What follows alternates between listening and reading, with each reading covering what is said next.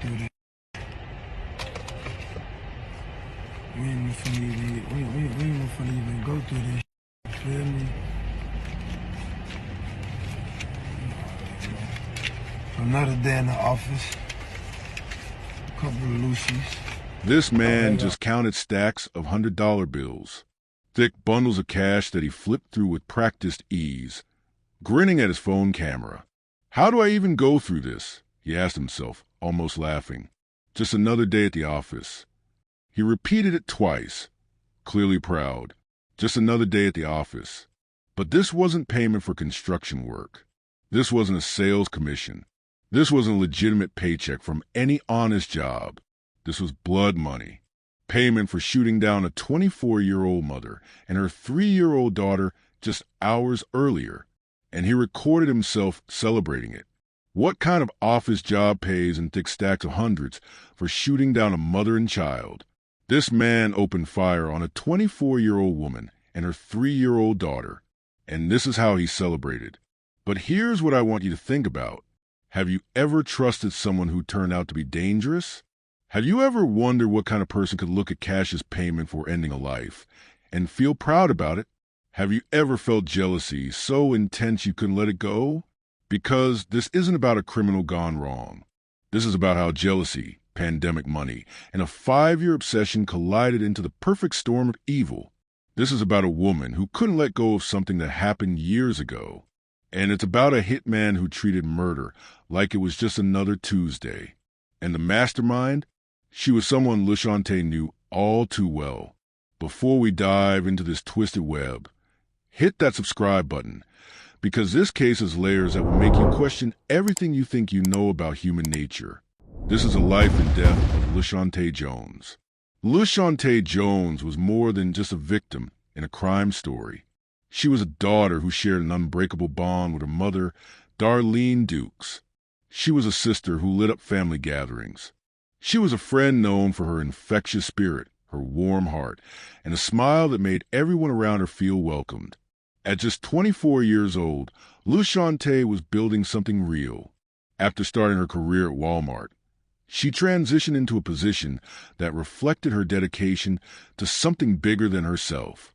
She became a Transportation Security Administration officer at Miami International Airport. It wasn't glamorous work. It wasn't always easy. But LaShante took pride in it. She knew that every bag she screened, every passenger she helped, contributed to keeping people safe. Her supervisors and colleagues describe her as vibrant, professional, someone who took her job seriously and made the workplace better just by being there. But LaShante's greatest role, the one that defined everything else in her life, was being a mother to her daughter, Elijah. Born in July 2017, Elijah became the absolute center of LaShante's universe. Every decision she made, every shift she worked, every sacrifice she endured, it was all for that little girl. Friends and family would tell you LaShante poured everything into raising Elijah with love, care, and the kind of devotion that only a mother can give. She was a single mother doing everything right, working hard, staying focused, building a future for her child. But LaShante had something many of us have, a past connection that refused to let her go, a connection to someone she briefly dated years earlier, a man named Kelly Nelson. It was nothing serious. It didn't last long. For LaShante, it was ancient history. But for someone else in Kelly Nelson's life, that brief relationship became an obsession that would simmer for 5 long years before boiling over into something unthinkable. May 3rd, 2021, started like any other Monday for LaShante. She clocked out her TSA shift at Miami International Airport in the early afternoon, still wearing her uniform. She drove to her sister's house to pick up 3-year-old Elijah, who'd been there while LaShante worked. It was their routine, their normal. And at approximately 3:30 p.m., LaShante pulled into the parking lot of her apartment complex, the Coral Bay Cove Apartments in Naranja, a neighborhood in southwest Miami-Dade County. She was steps away from her front door, steps away from another quiet evening with her daughter, steps away from safety. What LaShante didn't know was that someone had been watching, someone had been planning, and that someone had just received $15,000 from the government. The surveillance footage captured everything. LaShantae's car pulling into the parking lot, her getting out, still in her TSA uniform. Little Elijah by her side, holding her mother's hand. They walked toward the apartment building, probably talking about what to have for dinner or what game to play that evening. Then a dark gray 2019 Nissan Sentra appeared. A man emerged from the vehicle. He was dressed entirely in black. Black hoodie, black track pants, black mask covering his face. In his hand was a handgun, and he moved with purpose. Not hesitation, not doubt, purpose. He approached LaShante and Elijah. No words, no warning, no interaction at all. He raised a gun, and he fired. Multiple shots rang out in the broad daylight of a Monday afternoon. LaShante fell to pavement, her life slipping away with each passing second. Little Elijah, standing right beside her mother, felt the searing pain as a bullet tore through her small body, striking her in the lower back and lodging fragments in her leg. The 3-year-old screams filled the air as her mother lay dying just feet from their front door. But here's where we need to pause. Because while LaShante Jones would not survive this attack, her daughter, miraculously, would. That bullet that struck Elijah, as devastating as it was to a 3-year-old child, was not fatal. She would live. Physically, at least, she would survive. The gunman didn't check if they were both dead. He didn't take anything. He didn't say a word. He simply turned, walked back to the gray Nissan, and drove away. The entire execution took less than a minute. What goes through a child's mind in that moment? What does a 3-year-old understand when she sees her mother, the person who is her entire world, suddenly collapse while feeling pain she's never experienced before? How do you process that kind of trauma when you're barely old enough to form complete sentences? Emergency responders arrived within minutes. LaShante was pronounced dead at the scene. Little Elijah, bleeding, terrified, traumatized, was airlifted to a nearby hospital. The medical team worked quickly. The bullet had struck her in the lower back, with fragments lodged in her leg. She was in pain. She was in shock. But she was alive. Against all odds, she would physically survive this nightmare. But survival isn't the same as being okay. That little girl had just watched her mother die. She felt the impact of a bullet meant to kill them both. She'd experienced violence that would scar her for life. Physically, doctors could treat her wounds. Emotionally, mentally, that's a different story entirely. Why would anyone want a TSA officer dead? LaShante wasn't wealthy. She wasn't involved in anything criminal. She had no known enemies. She was just a young mother trying to build a life for her daughter, who orders a hit in broad daylight, steps from a family's front door, with a child standing right there. The Miami-Dade community was stunned. A young mother, murdered execution style. But why? The answer would take investigators 9 months to uncover. And when they did, it revealed something far more sinister than anyone imagined. Her name was Jasmine Martinez, 33 years old, a hairstylist from Miami who ran her own small beauty salon.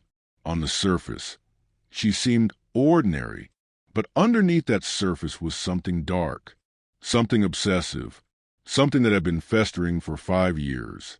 The connection between Jasmine Martinez and LaShante Jones was a man, Kelly Nelson. Years earlier, both women had dated him. LaShante's relationship with Nelson was brief. Nothing serious, nothing that lasted. But Jasmine couldn't let it go. Even years after her own relationship with Nelson had ended. Even as both she and LaShante had moved on with their lives, Jasmine held on to a jealousy so intense it bordered on pathological. And it didn't stay buried. It erupted, repeatedly. In 2016, Jasmine was arrested for attacking LaShante. She allegedly punched LaShante in the face. The case was eventually dismissed, but it was a clear warning sign. This wasn't just lingering resentment. This was violence. 2 years later, in 2018, it happened again. Another assault, another arrest. This time, the battery charge stuck. Jasmine Martinez now had a criminal record directly tied to attacking LaShontae Jones. Any reasonable person would have walked away, would have let it go, would have moved on with their life. Jasmine Martinez was not a reasonable person. Then came February 2020. LaShontae appeared in court regarding the 2018 battery case against Jasmine. After the hearing at the Richard E. Gerstein Justice Building in Miami, LaShontae walked to the parking lot, and there she was ambushed, held at gunpoint, robbed by two people. One of them was Kelly Nelson's sister. The other was Kelly Nelson himself. Nelson was arrested and charged with armed robbery. Given his extensive criminal history and status as a prison release reoffender, he faced a mandatory life sentence if convicted. LaShontae agreed to testify against him. She refused to be intimidated. She refused to back down. She was going to see justice done. But LaShontae's courage made her a target. Throughout 2020 and into 2021, LaShontae was harassed. She was offered money, substantial amounts, to drop her testimony against Kelly Nelson. The message was clear. Jasmine Martinez wanted Nelson out of jail. They had children together. She needed him home, and she was willing to pay to make LaShontae's testimony disappear. LaShontae refused. Then, on April 9th, 2021, LaShontae walked into court and testified against Kelly Nelson for the armed robbery, against Jasmine Martinez for witness tampering. She stood firm. She told the truth. She did what she knew was right, even though she knew it came with risks. But here's where it gets even darker. While Kelly Nelson sat in jail facing mandatory life, Jasmine made a phone call. These calls are recorded. Investigators would later listen to them. And what Jasmine said on February 11th, 2021, would seal LaShontae's fate. "I'm ready to go kill this hoe," Jasmine told Kelly Nelson. "She has to die." Think about that. 5 years after a brief romantic relationship had ended. 5 years of escalating violence, arrests, court cases, and obsession. And Jasmine Martinez had decided that the only solution was murder. If you're as disturbed by this as I am, drop a comment below. Have you ever encountered someone whose jealousy bordered on dangerous? Someone who couldn't let go? Let's talk about it in the comments. Because one day after that call, Jasmine's boyfriend started making calls of his own. He was shopping for a hitman, and he found one. Romeo Robinson was 35 years old. He'd spent 11 years in prison for armed robbery and aggravated battery before being released in October 2020. Within months, he was arrested again on suspicion of drug trafficking. He was Jasmine Martinez's new boyfriend. And on February 12, 2021, just one day after Jasmine She Has to Die phone call, Robinson reached out to someone from his past, a man named Javon Carter. Robinson told Carter that Jasmine was coming to see him about a life or death situation, and he wasn't exaggerating. This was about taking a life.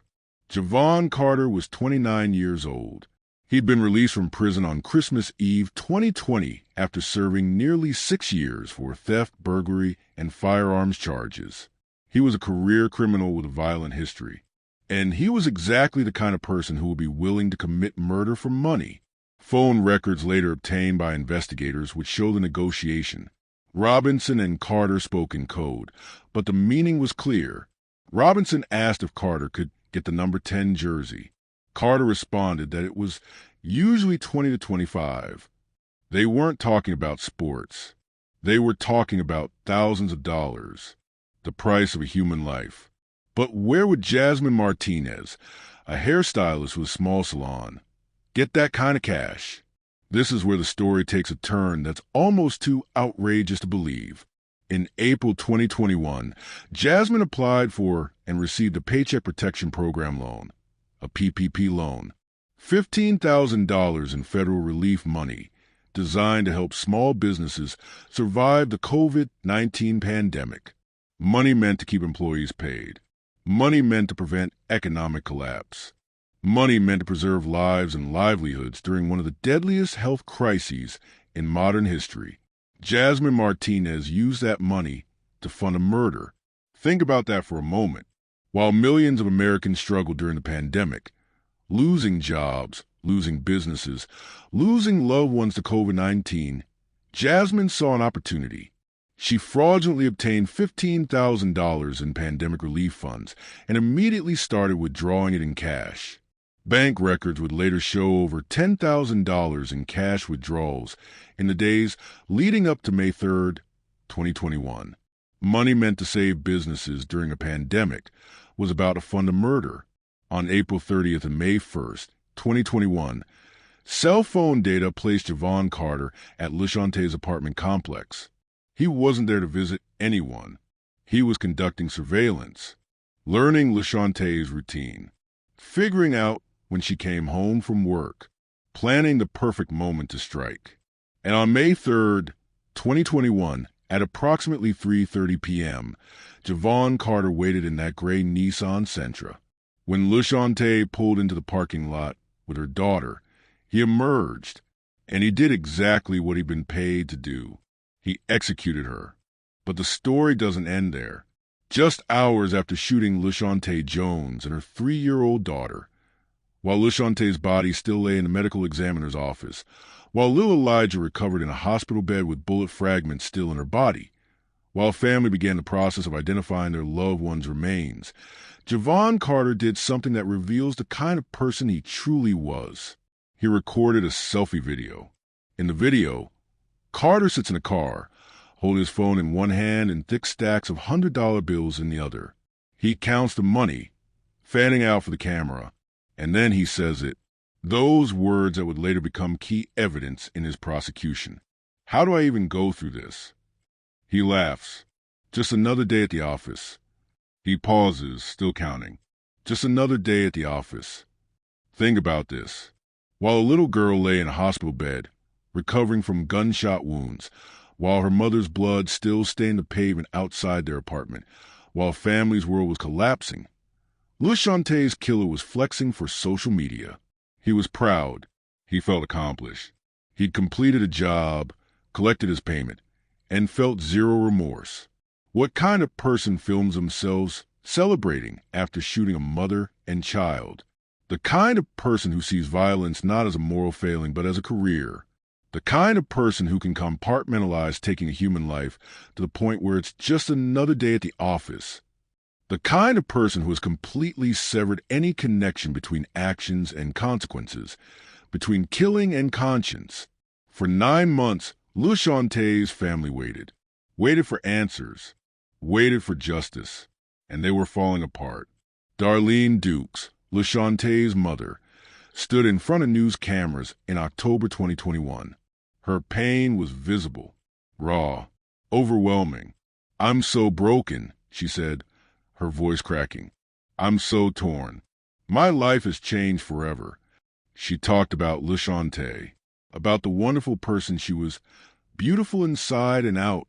She talked about the devastation of losing a daughter to senseless violence. But more than anything, she talked about LaShantay's daughter, about Elijah. "They took her from me," Darlene said. "She was still in her work uniform, and they took her from me. I haven't even told her. Her mom is gone. How can you explain that to a 3-year-old child?" Darlene's voice broke as she continued. "She was shot. She still has fragments in her leg and in the lower part of her back. She's 3 years old and she's dealing with that pain, that trauma." And then she said something that should haunt anyone with a conscience. "Forget about me. It's not even about me. Think about the pain you caused my granddaughter to grow up motherless. How do you tell a 3-year-old that her mother isn't coming back? How do you explain death to someone whose entire concept of the world is still forming? How do you help a child process trauma that most adults would struggle to survive?" The Miami-Dade Police Department, working alongside the FBI and other agencies, held multiple press conferences. They released images from the surveillance footage. The masked gunman the gray Nissan Sentra. They increased the reward for information to $10,000. The TSA family mourned the loss of one of their own. Community vigils were held. Prayers were offered. But still no arrests, no answers. Just a grieving family and a community demanding justice. Every day without answers was torture. Every night, LaShantae's family went to bed wondering if the killer was still out there, if he would strike again, if justice would ever come.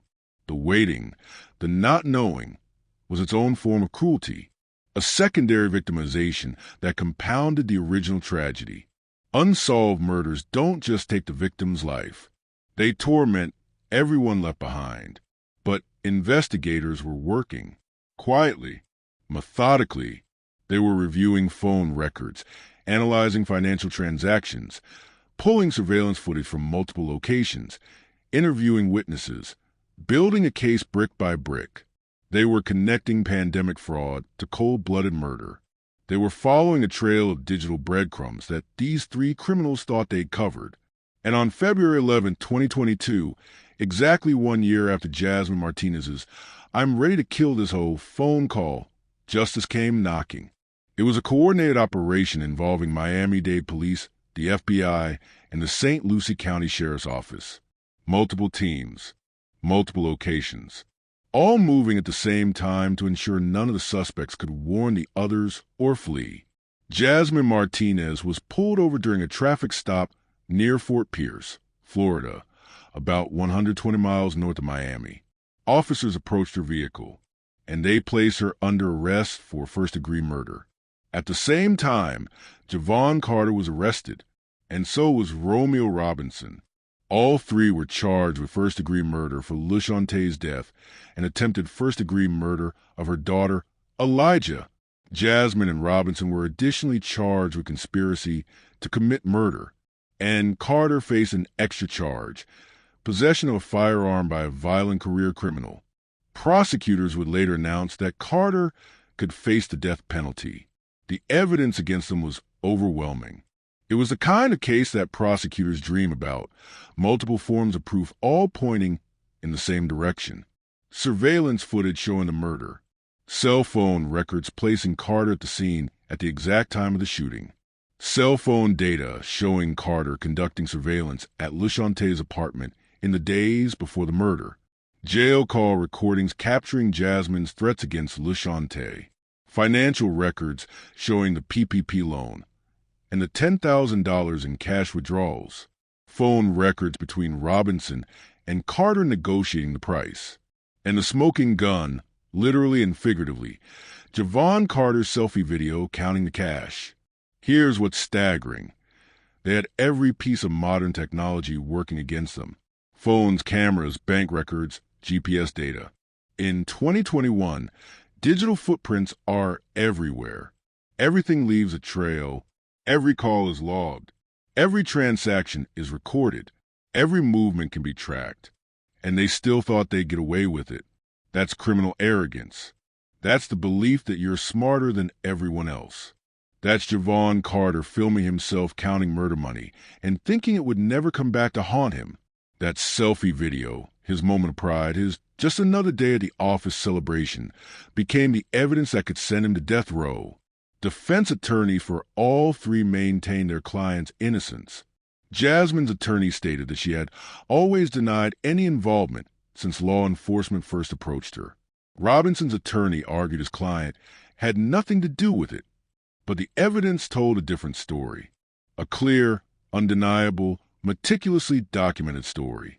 Smash that like button if you're glad these three got caught, and share this with someone who needs to hear this story. So what can we learn from LaShantay Jones's story? LaShantay's courage cost her everything. She testified despite threats, stood firm when others would have backed down, and paid the ultimate price. Meanwhile, Jasmine's 5-year obsession destroyed multiple lives, including her own, because she couldn't let go of jealousy. It festered, grew, and eventually exploded into murder. And in our digital age, every call, text, and transaction leaves a trail. Carter's arrogance in filming himself became the evidence that sealed his fate. But what's most chilling is how ordinary evil can be. Carter didn't see himself as a monster, just a working professional having another day at the office. Evil doesn't always announce itself with horns and fangs. Sometimes it just counts money and smiles at a camera. LaShontae Jones wasn't just a case number. She wasn't just a headline. She was a woman whose life had meaning, whose death left a void, and whose daughter will carry that loss forever. She had a favorite color, a favorite song, dreams for her daughter's future.